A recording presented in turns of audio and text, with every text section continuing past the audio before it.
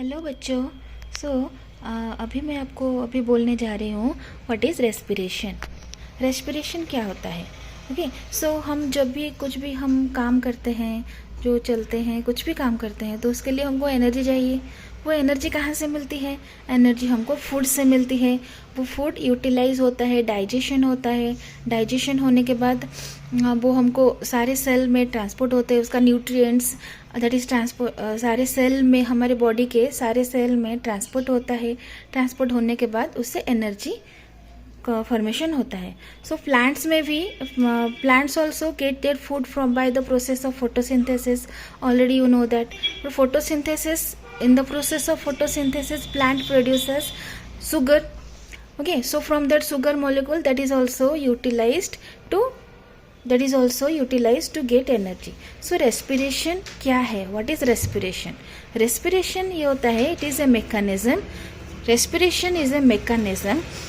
Respiration is a mechanism of breaking down of food material within the cell. The food materials which are digested in the cell, that is breakdown. वो सारे food material breakdown होता है. breakdown of the food material within the cell to release energy, और वहाँ से energy release होता है. and trapping this energy for the synthesis of ATP. और जो energy release होता है वो ATP synthesis होता है, और वो ATP हमारे सेल में स्टोर होके रहता है. जब भी प्लांट्स को और एनिमल्स को, सारे लिविंग ऑर्गेनिज्म को एनर्जी ज़रूरत होती है, वो एटीपी यूज़ होता है.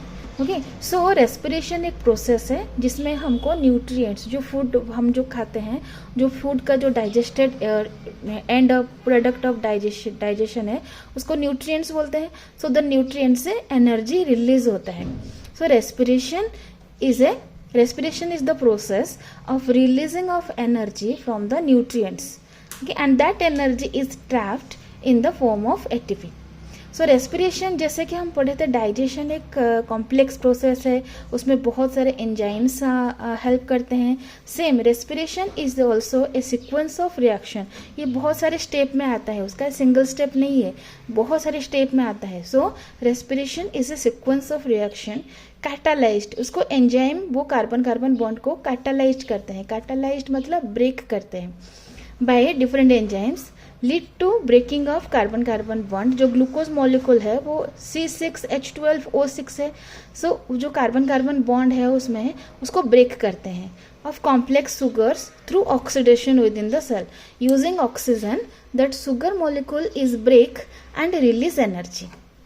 So the substances or compounds that are oxidized or break to release energy, so that is called as the respiratory substrate.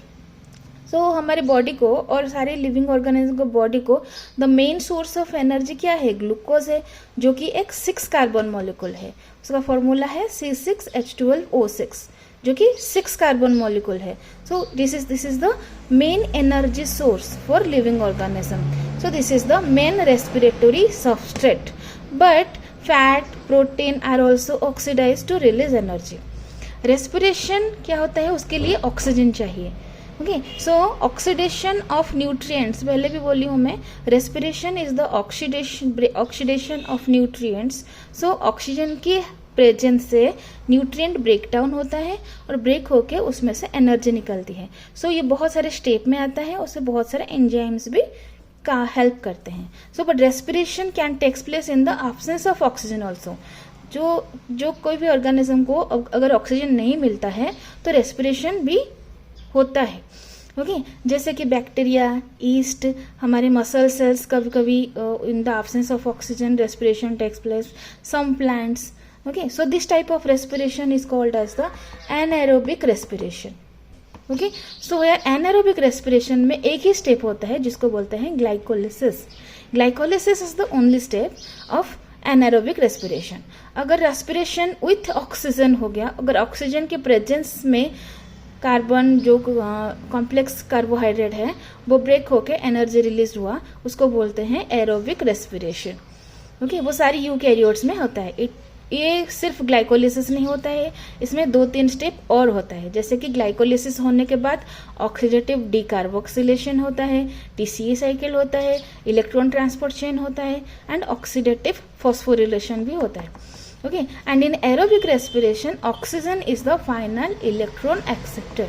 सो ये तो हो गया overall introduction about respiration. So respiration का पहला स्टेप, चाहे वो एरोबिक हो और एनारोबिक हो, उसका पहला स्टेप क्या होता है? ग्लाइकोलिसिस, जिसमें क्या होता है, जो ग्लूकोज मॉलिक्यूल है वो क्या है, वो 6 कार्बन मॉलिक्यूल है, वो 10 स्टेप में ब्रेक होके पाइरूवेट फॉर्मेशन होता है। पाइरूवेट होता है 3 कार्बन मॉलिक्यूल। ओके, जो 6 कार्बन मॉलिक्यूल ग्लूकोज है वो 10 स्टेप में एंजाइम्स उसको हेल्प करते हैं, बहुत सारा एंजाइम्स हेल्प होके वो 10 स्टेप में ब्रेक होके 2 मॉलिक्यूल्स ऑफ पाइरूवेट फॉर्मेशन करता है 3 कार्बन। सो ग्लूकोज कितना है? 6 कार्बन मॉलिक्यूल है। 6 कार्बन मॉलिक्यूल 10 स्टेप, देखो इसको तुम गिन भी सकते हो, 10 स्टेप में ब्रेक होके कितना मॉलिक्यूल फॉर्मेशन करता है? 2 मॉलिक्यूल्स। सो इसमें ये फॉर्मेशन करता है 2 molecules of pyruvate. 2 molecules of pyruvate formation करता है। ग्लूकोज 6 मॉलिक्यूल है। पाइरूवेट कितना कार्बन होता है? पाइरूवेट में 3 कार्बन होता है। ठीक है, ओके। सो चलो देखते हैं ग्लाइकोलिसिस के स्टेप्स। ओके, सो मैं लास्ट ओके, सो ग्लाइकोलिसिस क्या है? ग्लाइकोलिसिस एक रेस्पिरेशन का स्टेप है जिसमें 10 स्टेप्स आता है, जिसमें ग्लूकोज जो कि 6 कार्बन मॉलिक्यूल है that break down in step wise manner, okay, to form 2 molecules of 3 carbon compound pyruvate. So पहले क्या होता है? ग्लूकोज, जो कि उसका फॉर्मूला है C6H12O6। Okay, so that is converted into, so इसमें क्या होता है पहले मैं बोल देती हूँ, ये 2 स्टेप प्रोसेस है। 2 स्टेप प्रोसेस है। फर्स्ट स्टेप में क्या होता है? इसको फर्स्ट स्टेप को बोलते हैं प्रिपेरेटोरी स्टेज। फर्स्ट स्टेप को बोलते हैं प्रिपेरेटोरी स्टेज, जिसमें क्या होता है? एनर्जी यूटिलाइज्ड होता है। प्रिपेरेटोरी स्टेज में एनर्जी यूटिलाइज्ड होता है, और जो रेस्ट ऑफ द स्टेज को बोलते हैं energy pay off stage. Okay, so first step को बोलते हैं preparatory stage, preparatory stage. Second step को बोलते हैं energy pay off stage. Okay, so preparatory stage में क्या होता है? प्रिपेयर होता है। प्रिपेरेटोरी मतलब प्रिपेयर होना। सो इसमें एनर्जी क्या होता है? वो यूटिलाइज्ड होता है, एटीपी यूटिलाइज होता है। एटीपी से एडीपी फॉर्मेशन होता है। यहाँ पे देखो एटीपी से एडीपी फॉर्मेशन होता है। सो ये सेल प्रिपेयर होता है। प्रिपेयर होने के बाद वो ब्रेक होके एनर्जी रिलीज होता है। ओके, सो जो प्रिपेरेटरी स्टेज है जो ऐसा होता है वो ग्लूकोज ब्रेक होके बनता है glucose 6 phosphate. Okay, so glucose भी 6 कार्बन है, ग्लूकोज 6 फॉस्फेट भी 6 कार्बन कंपाउंड है। सो ग्लूकोज 6 फॉस्फेट ग्लूकोज से बनता है ग्लूकोज 6 फॉस्फेट। उसमें एक एंजाइम हेल्प करता है। ग्लूकोज 6 कार्बन है, ग्लूकोज 6 फॉस्फेट भी 6 कार्बन है। जो बनाता है वो एंजाइम का नाम दे दिया हम काइनेज। ओके, सो हेक्सोकाइनेस जो एंजाइम है वो ग्लूकोज को कन्वर्ट करता है ग्लूकोज 6 फॉस्फेट। यहाँ पे हमारा एटीपी यूटिलाइज हुआ। एटीपी यूटिलाइज हो गए, जो एटीपी का फुल फॉर्म है adenosine triphosphate. Tri adenosine, A for adenosine, triphosphate. ATP utilize हो गए, एक फॉस्फेट रिलीज हो जाता है और रहता है एडेनोसिन डाईफॉस्फेट। तो यूज हो गया। ओके, सो ग्लूकोज से बन गया ग्लूकोज 6 फॉस्फेट। देखो ये है irreversible step. Okay, first step of the glycolysis is irreversible step. अभी क्या हो गया? ग्लूकोज 6 फॉस्फेट से बन गया फ्रुक्टोज 6 फॉस्फेट। तो यहाँ पे एक एंजाइम हेल्प किया, उसको बोलते हैं phospho glucose 6 phosphate, fructose 6 phosphate. So hexose तो पहले से था। आइसोमरेज, ये एक रिवर्सिबल स्टेप है। ग्लूकोज 6 फॉस्फेट से फ्रुक्टोज 6 फॉस्फेट बन गया, फ्रुक्टोज 6 फॉस्फेट से भी ग्लूकोज 6 फॉस्फेट बन सकता है। ओके, सो ये एंजाइम का नाम है फॉस्फोहेक्सोज आइसोमरेज। ओके, सो अभी जो फ्रुक्टोज 6 फॉस्फेट है यहाँ पे भी एनर्जी यूटिलाइज होता है। ओके, सो ये एक इरिवर्सिबल स्टेप है। तो फर्स्ट स्टेप, थर्ड स्टेप हमारा इरिवर्सिबल स्टेप है। ओके, उसके बाद देखेंगे क्या इरिवर्सिबल स्टेप आता है, कौन सा रिवर्सिबल स्टेप आता है। ओके, सो फ्रुक्टोज 6 फॉस्फेट कन्वर्ट हो गया फ्रुक्टोज 1,6 बिसफॉस्फेट। ओके, सो फ्रुक्टोज 1,6 बिसफॉस्फेट कन्वर्ट हुआ, यहाँ पे एटीपी यूटिलाइज हुआ और एडीपी से कन्वर्ट हो गया, और यहाँ पे जो बना उसको बोल गए फॉस्फोफ्रुक्टोकाइनेज। ओके, सो यहाँ पे हेक्सोकाइनेज है, यहाँ पे हो गया फॉस्फोफ्रुक्टोकाइनेज, क्योंकि यहाँ पे 1,6 बिसफॉस्फेट फॉर्मेशन हुआ, तो इसका नाम है फॉस्फोफ्रुक्टोकाइनेज। अभी फ्रुक्टोज 1,6 बिसफॉस्फेट जो है, यहाँ से यहाँ तक हमारा प्रिपेरेटरी फेज खत्म हो गया। सो फ्रुक्टोज 1,6 बिसफॉस्फेट वो एल्डोलेज के एंजाइम के हेल्प से स्प्लिट हो गया। स्प्लिट हो गया मतलब 2 पार्ट में कन्वर्ट हो गया। जब वो 2 पार्ट में कन्वर्ट हुआ, पहले फॉर्मेशन हुआ, ये हो गया हमारा ग्लिसरॉल्डिहाइड 3 फॉस्फेट, और एक हो गया डाईहाइड्रोक्सी एसीटोन फॉस्फेट। ये हो गया डाईहाइड्रोक्सी एसीटोन फॉस्फेट।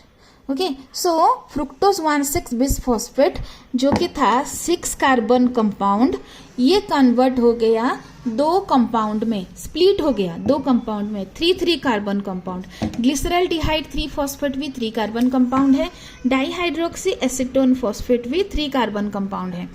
सो ये दोनों भी रिवर्सिबल है, ग्लिसरॉल्डिहाइड 3 फॉस्फेट और dihydroxy acetone phosphate. Dihydroxy acetone phosphate फिर से कन्वर्ट हो सकता है glyceraldehyde 3 phosphate with the help of enzyme triose phosphate isomerase. Okay, so यहाँ तक हमारा प्रिपेरेटरी स्टेज खत्म हो गया। अभी जो बनेगा, अभी एटीपी रिलीज होगा। यहाँ पे क्या हुआ, एटीपी यूटिलाइज हुआ, यूटिलाइज होके एडीपी फॉर्मेशन हुआ। यहाँ पे क्या होगा, एडीपी से एटीपी फॉर्मेशन होगा। तो देखते हैं अभी क्या हो गया, ग्लिसरॉल्डिहाइड 3 फॉस्फेट वो कन्वर्ट हुआ 1,3 बिसफॉस्फोग्लिसरेट।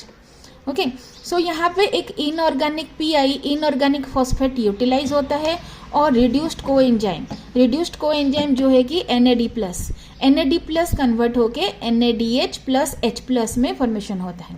तो इस स्टेप में हमारा एनर्जी रिलीज होता है। ओके, जब भी NAD+ से NADH और H+ रिलीज होता है, उस स्टेप को बोलते हैं डिहाइड्रोजनेशन। सो वो एंजाइम आ गया ग्लिसरॉल्डिहाइड 3 फॉस्फेट डिहाइड्रोजनेस। ठीक है, ओके, सो ग्लिसरॉल्डिहाइड 3 फॉस्फेट डिहाइड्रोजनेस क्या क्या, NAD+ से NADH+H+ कन्वर्ट हुआ, रिड्यूस्ड कोएंजाइम, इसको बोलते हैं reduced coenzyme. Inorganic phosphate utilize हुआ और बन गया 1,3 बिसफॉस्फोग्लिसरेट। अभी 1,3 बिसफॉस्फोग्लिसरेट, यहाँ पे भी हमारा एटीपी यूटिलाइज हुआ, एटीपी रिलीज हुआ। एनर्जी प्रिपरेटरी स्टेज में एटीपी यूटिलाइज होता है। अभी ये है हमारा एनर्जी पे ऑफ स्टेज। यहाँ पे क्या हो गया, एटीपी फॉर्मेशन हुआ, कहाँ से, एडीपी से। Okay, so 2 ADP molecules are converted to 2 ATP molecule by the help of phosphoglycerate kinase. Okay, so kinase, phosphoglycerate kinase. So 1,3 bisphosphoglycerate से फॉर्मेशन हुआ 3 phosphoglycerate by the help of the enzyme phosphoglycerate kinase. Okay, so यहाँ पे देखो, यहाँ पे reduced coenzyme से energy release हुआ और यहाँ पे एडीपी से एटीपी फॉर्मेशन हुआ। सो ये भी एक एनर्जी यील्डिंग स्टेप है। ओके, सो अभी क्या हो गया, जो 3 फॉस्फोग्लिसरेट वो थोड़ा चेंजेस हुआ, वो जो कंपाउंड का स्ट्रक्चर है, 3 फॉस्फोग्लिसरेट का स्ट्रक्चर है, वो थोड़ा चेंज हुआ, चेंज होके बन गया 2 फॉस्फोग्लिसरेट। तो क्या चेंजेस हुआ, इसका जो फॉस्फेट ग्रुप है उसके स्ट्रक्चर में जो फॉस्फेट ग्रुप था वो 3 कार्बन में था, वो शिफ्ट हो गया 2 कार्बन को, सेकेंड कार्बन को। सो कुछ चेंजेस हुआ, चेंजेस मतलब म्यूटेज। सो वो एंजाइम का नाम हो गया फॉस्फोग्लिसरेट म्यूटेज।